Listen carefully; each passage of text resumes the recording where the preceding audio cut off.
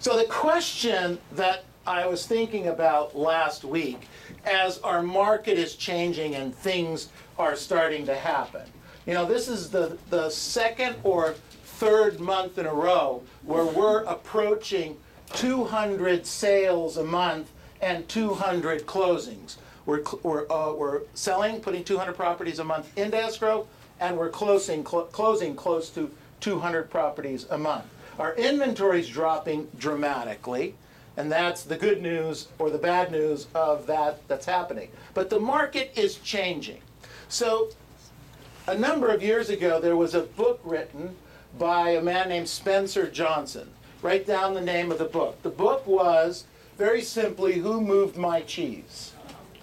Okay? Some of you have read it, some of you haven't, some of you need to reread it. I had an opportunity this weekend to kind of review it, reread it, and go over it, because things are happening in the world today. Most importantly, our focus in the real estate business. As an example, in 2005 and 2006, anyone could get a loan if you could breathe and fog a mirror. If you had somebody else that could fog a mirror, you could get a loan. Okay, that's how simple it was in 2003, 4, 5, and 6. That changed dramatically in 7 or 8. You had to actually qualify for a loan.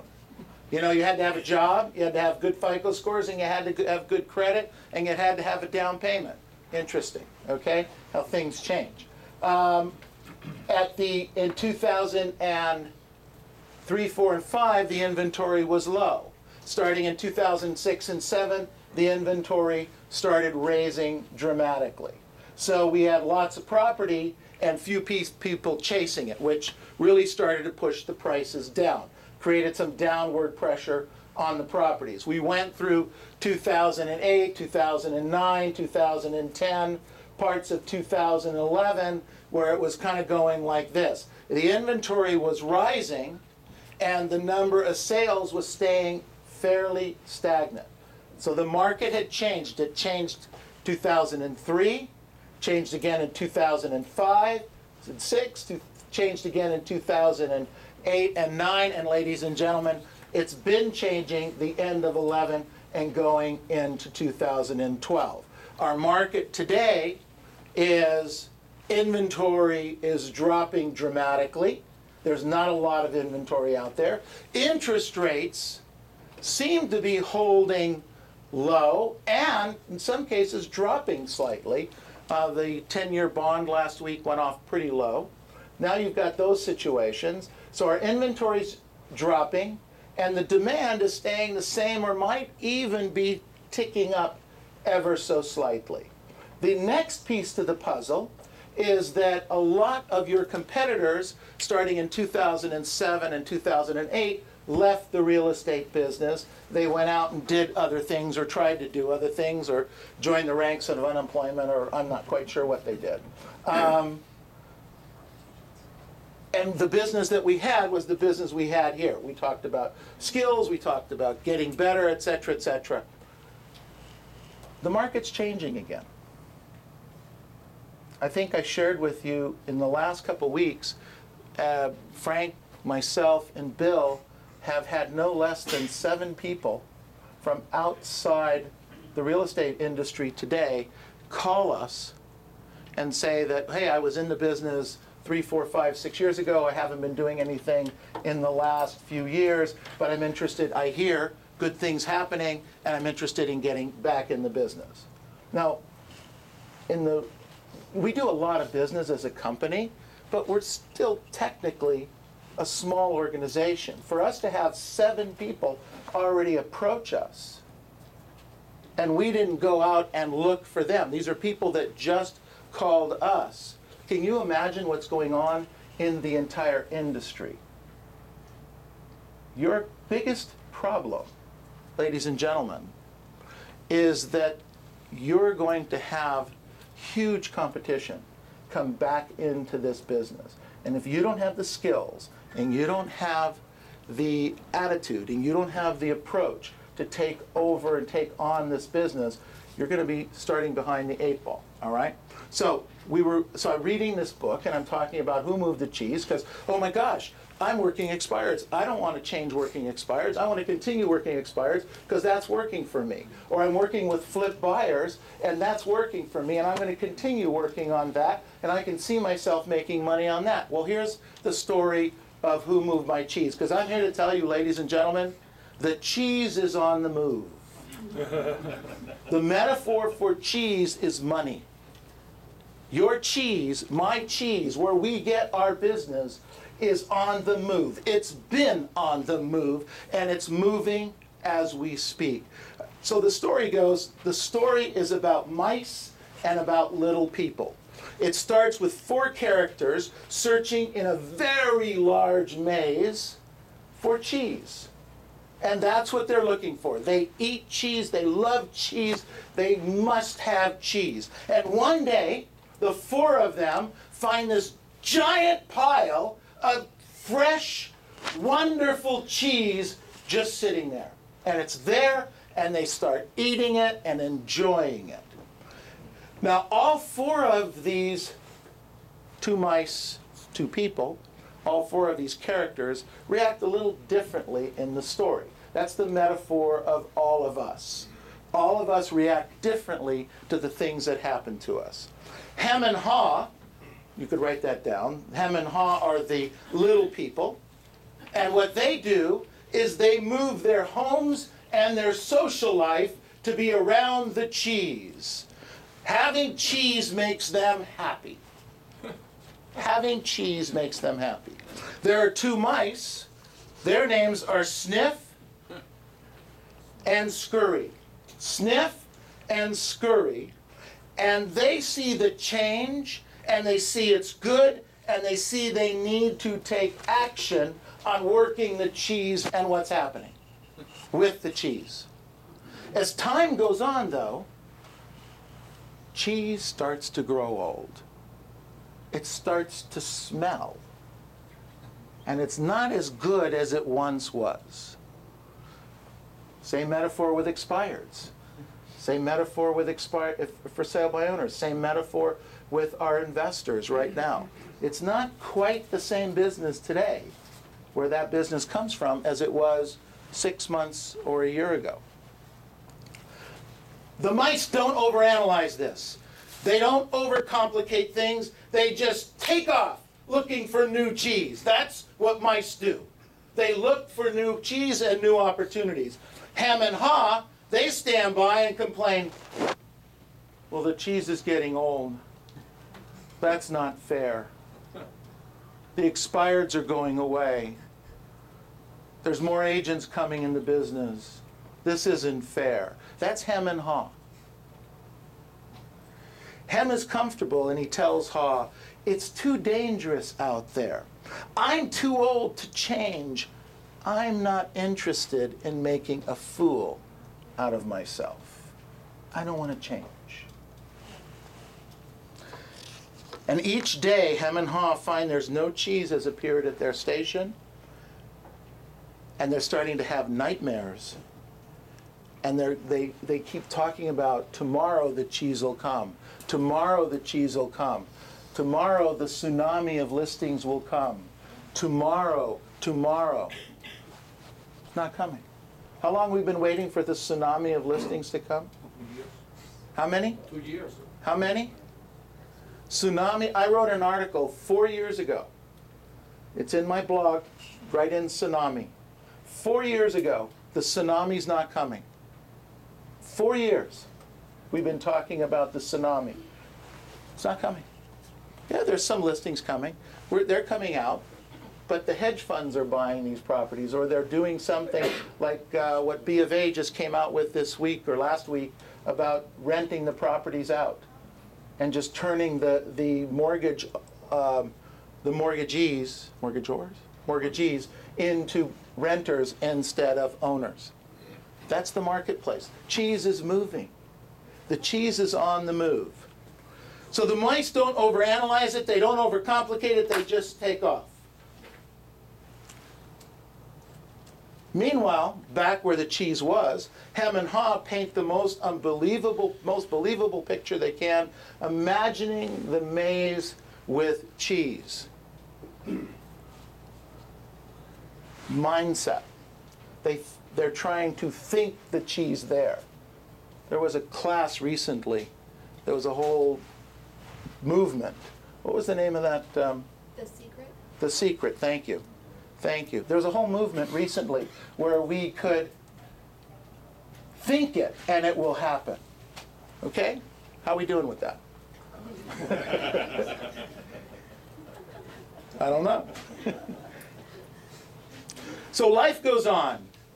And if Sniff and Scurry move on, so could Haw. Haw puts on his running shoes and he heads out the maze. And he has to find his own way beyond his comforts and his fears. Throughout his journey, he learns valuable lessons and leaves handwriting on the wall. And this is what I want to share with you. I want to share with you some of the lessons that the mice and the little people found on their journey to find the new cheese. Not necessarily in any particular order. Number one, if you don't change, you can become extinct. If you don't change, you can become extinct. Next thought, what would you do if you were not afraid? What would you do if you were not afraid? If you took action and you weren't afraid? The next thought, take control rather than let things happen to you. Take control rather than let things happen to you. Be alert. Anticipate change. Expect it to happen. 2003, business was going in one direction. 2006 and 7 and 8, going in another direction. 2009, 10, going in another direction. 11 and 12, a little bit different direction. We all sell real estate. We all take listings. We all work with buyers and sellers. But it changes. How prepared are you for the changes? I remember working with lenders back in 2006. All the lenders in 2004, 5, and 6, all they needed to do was the stated income loans, and you could get a loan in most cases. Whether you put a down payment down or you didn't put a down payment down, as long as you fogged the mirror, you could probably get a loan. If your FICO scores were 500 and above, you could probably have a loan. If they weren't 500 and above, we could get you a loan somewhere else. Pay a little bit more for it. I mean, that was the business. I'm exaggerating, but it was fairly close. Fairly close. Then all of a sudden in 2006 or 7, we had to qualify for loans. Well, most of the lenders, not all of them, but most of the lenders that were in the business at that time had never had to qualify a loan and do the sheets with the ratios. They just didn't have to do it. Now, there were some, but not a lot. So what happened was we were giving our loans to people that, quite frankly, didn't know how to do this. We ran into 6, 7, and 8 some huge problems with this. Huge problem. Now, that's pretty much gone away today. A lender today has to know what they're doing. A lender today has to know what they're doing, or they don't close loans, period. But that's what we ran into. So as the cheese moved and the opportunities moved, some of the lenders moved with it, and some didn't. Some of the real estate agents moved with it, and some didn't. I wrote down here, be alert. Anticipate change, expect it to happen. Change is going to happen. It's going to happen. Where you are today is probably nothing compared to where you're going to be or the business you're doing 3 to 4 years from now. And when I started in the real estate business, we actually had MLS books. You guys remember? No, let me back up one. We didn't have MLS books, we had MLS pages.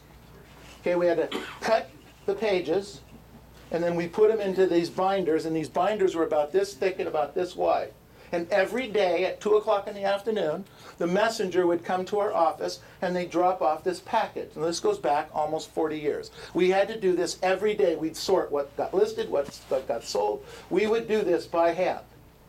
Then we moved way up the food chain and we got the MLS book. And every Friday at 3 o'clock in the afternoon, an MLS book. However, you should have seen they would drop them off at our office. We had 50 agents at the time. They cursed us. They were bringing these books about this thick, 50 of them every Friday to our office.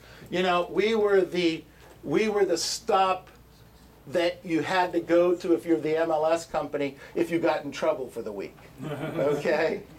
So we got the MLS book. And in the MLS book, every week things were changing. You didn't have to do that. Then we got this no screen teletype computer. So there was no CTR screen, CTX screen? CRT screen.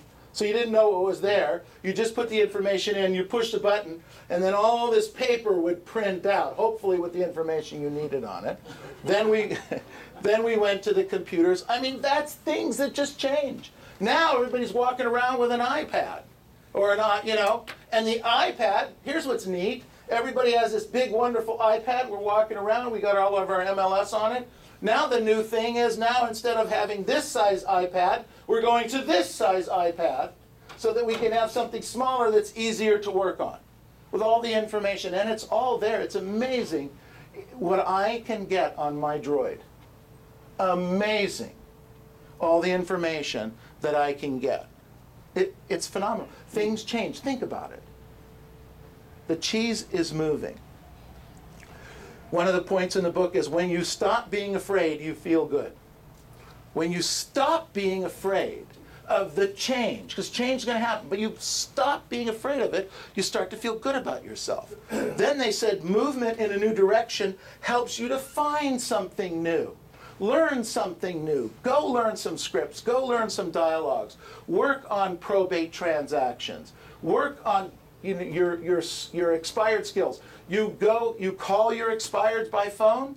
Well, that's not working really well anymore. Go visit them. And don't visit them once a day. Visit them 3, 4, 5 times a day. Find them at home. Talk to them. Talk to them. But working expireds only, you're in really big trouble. If that's all you're going to do and you expect to grow your business over the next 2 to 3 years, you're in serious trouble. Because the expired inventory is dropping faster than your listing inventory. Why? Because the stuff is selling.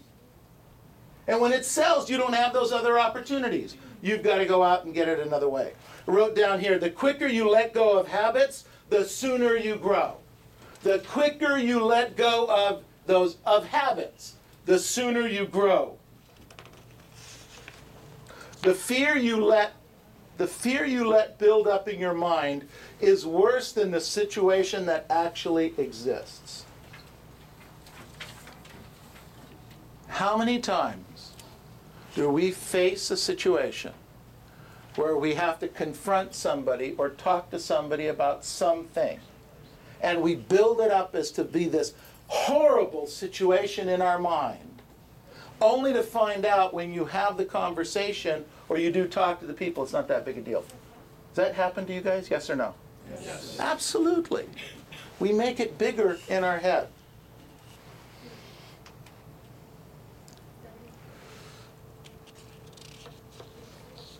One of the thoughts was, when you change what you believe, you change what you do. When you change what you believe, you change what you do. Another thought is, let go of the past, adapt to the present. Let go of the past. What happened in the past is the past. That's why they call it the past. Okay? That's why they call the future. And that's why they call now. It's very interesting how they do that. Let go of the past and adapt the present. Be aware of the need to keep things simple, be flexible, and move quickly. Be flexible and move quickly. Don't get stuck. It also means be in a cash position. It also means don't over leverage yourself. It means don't put yourself in a financial situation where you can't move. Some other things I talked about here. Write this down. Change happens. They keep moving the cheese. Write that down. Change does happen. And they keep moving the cheese. Adapt to change quickly. The quicker you let go of old cheese, the sooner you can enjoy new cheese.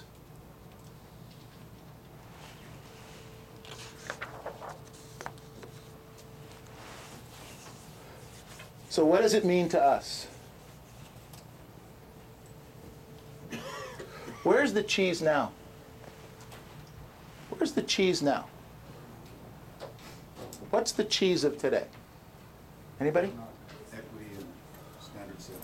Equity in their homes. Okay, standard sales, good. All right.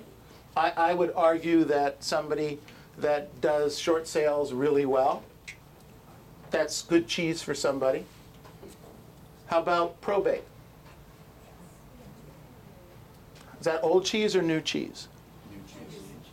Well, new cheese for some of you. It's the same cheese for some. Probate is here forever. Certainly unless they change, unless and until they change the laws. Okay? We've talked about this over the last few years. It's my belief that a great probate agent, somebody who knows what they're doing, works it on a regular basis, is consistent with their leads, etc., can generate over the long haul as much consistent, good, solid business as any REO agent, and the business is forever. REO business goes up and it goes down. It goes up and it goes down. But people are always what? Oh, people are always dying. Always. Now I talk about this and talk about this and talk about this over the last 4 or 5 years. And a few of you have jumped into the probate business and are doing 3 to 8 transactions a year because of probate. You had to learn it, you had to take time with it, you had to nurture it, you had to be in the game. That's one of those cheese movement deals. You have to stay in the deal there because the laws change. Things change. New players in the game, new players out of the game. But you have to stay with it. The same thing right now is short sales. Get great at getting the short sale business, getting it in, turning it over to the short sale department and going out and getting new short sale business. Because you are a short sale expert, and you know every nuance, that's great. But instead of doing 20 deals a year, maybe you'll only do 3 or 4. You'll do them all perfectly. You'll do them perfectly. But you only do 3 or 4, maybe 5. Loosen it up a little bit. Loosen it up a little bit. Door knocking. We're approaching 200 transactions on average in the company now, opens and closes, for the last 3 months. Do you understand or get this or hear this, that 35 to 40% of that business now is coming from door knocking? Do you understand that? And yet some of you still won't go door knocking. You don't know what to say and how to say it. Okay, this isn't hard. When you knock on the door, help me here, you knock on the door and they're not home, what do you say?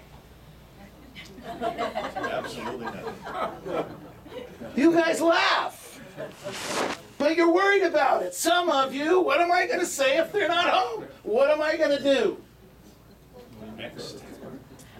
Our hot market script works in almost every situation. In every city, you have the statistics. We give them to you. We do that analysis for you every single month.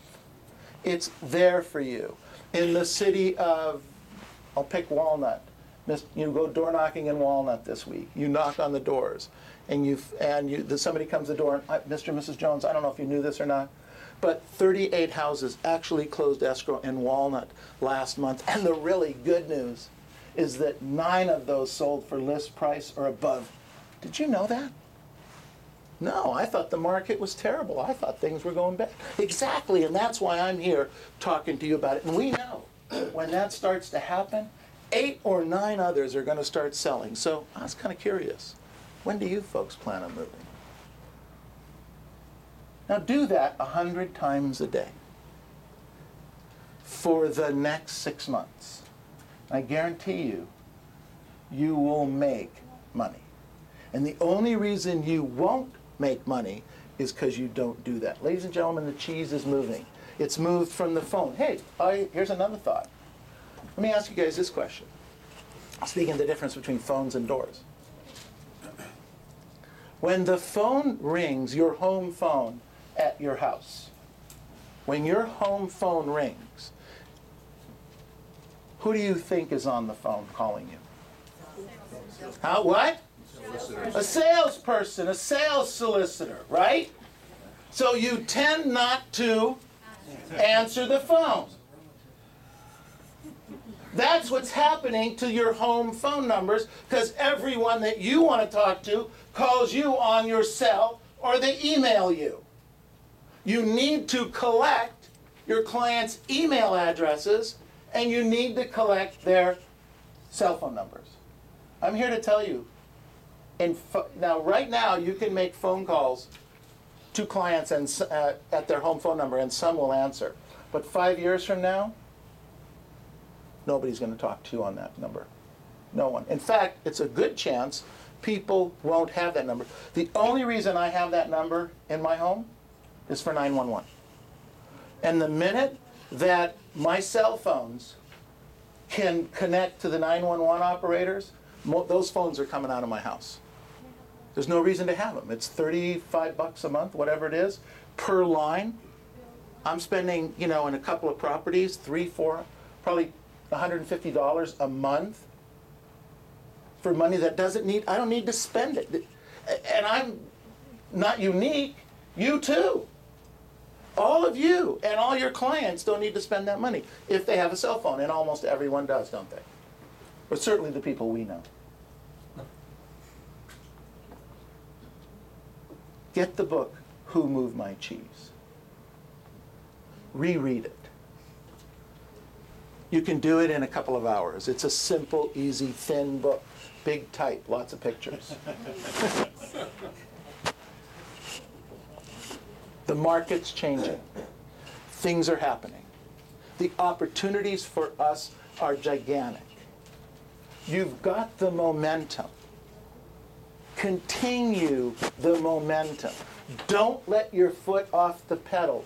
Here's the tendency right now. Here's my concern. The good news is we're opening and closing escrows. The bad news is we're opening and closing escrows. Can I tell you why? Sure. Because you're going to be complacent. You're going to have a few closings. You're going to have a couple dollars in your pocket. You're going to be able to make your house payment and your car payment. And that pressure that we feel on ourselves constantly is going to go away a little bit. A little bit. And when it goes away, we tend to back off the pedal ever so slightly. Now's not the time to back off the pedal. Now's the time to double down. Now's the time to push it up. The competitors that went out of the business are coming back in. They'll never catch you if you stay scurrying around. If you'll always stay in action, learning your scripts, door knocking, phone canvassing, prospecting, working on short sales, working on probates, growing your business, learning, becoming the professional that we know you are. Make those things happen. Do it now. Today matters. Let's go out and make this the best week we've ever had. Thank you.